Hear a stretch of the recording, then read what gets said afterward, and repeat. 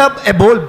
Ang China, ang Vietnam, ang Malaysia, they have evolved the fishing boat and the fishing style. Yung system ng kanilang pangingisda, ibang-iba na po ngayon. Pero ngayon, Why sir, not? Why excuse me, not? sir.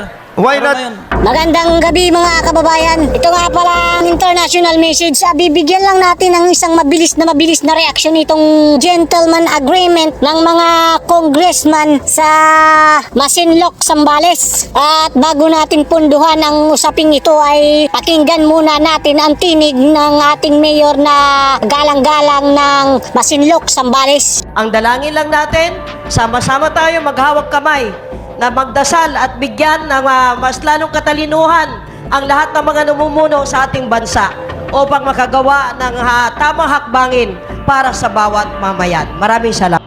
Napakaganda ng mensahe ni Mayor para sa mga mangingisda. Tanging panalangin lamang ang magiging sandata ninyo dahil sa umiiral na bagong rules ng mga incheck dyan sa Bahura de Masinloc na kiniklaim daw nila kuno. Good luck sa inyo mga mangingisda dyan sa Bahura de Masinloc. Wag lang sanang dumating sa punto na kayo ay dadakipin at kayo ay dadalhin sa kanilang bansa at kayo ay kukulungin upang ipatubos sa atin ng malaking halaga. Isa pa sa pinapanalangin ng mayor ay bigyan ng katalinuhan ang mga namumuno sa ating bansa. Kabilang na dito si Dan Fernandez, ang congressman. Pakinggan natin ang kanyang pahayag patungkol dito sa mga mangingisda at nangyayari dito sa Bahura de Masinloc. Tanong ko sa ating mga mangingisda.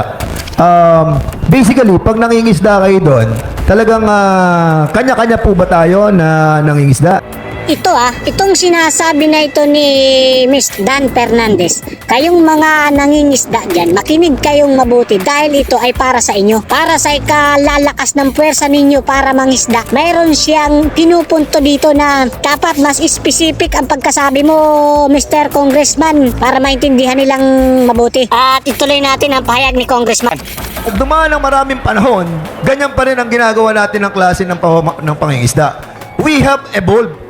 Ang China, ang Vietnam, ang Malaysia, they have evolved the fishing boat and the fishing style. Yung system ng kanilang pangingisda, ibang-iba na po ngayon. Pero ngayon, Why sir, not? Why excuse me, not? sir. Why Pero not? ngayon. Opo, sige po. Why not consolidate? I-consolidate natin ang ating pong mga group. So ayun, nakukuha ko ang punto rito ni Mr. Congressman Dan Fernandez. Ang punto niya dito yung susunod dun sa tinatawag nating bago ngayon na programang modernization program. Kaya pinuporso niya itong bagay na ito. Sama-sama tayong mangisda ng malaking barko na dala-dala natin, complete with protective gear. Systematic ang pagkuha ng lugar kung saan tayo mangingisda na.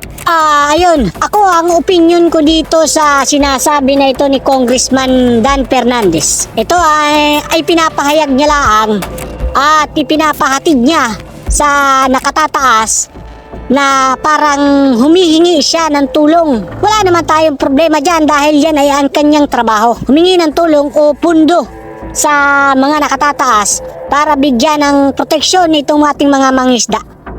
Subalit, wag sanang dumaan sa punto na magkakaroon dyan ng corruption katulad dito sa nabisto ni Colonel Busita dito sa modernization program na ito na mayroon siyang na tagpuan na kaparadang sasakyan.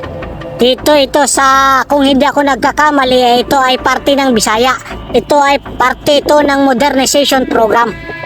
Katulad nga ng sabi ni Colonel Busita na itong kay Dan Fernandez na sinusulong na ito ay wag sanang maging basura ng Pilipinas. Buksan mo ang iyong mga mata at pakinggan mo ang umaalingaw-ngaw at dumadagongdong na parating na naglalagablab na apoy patungo sa makabagong panahon.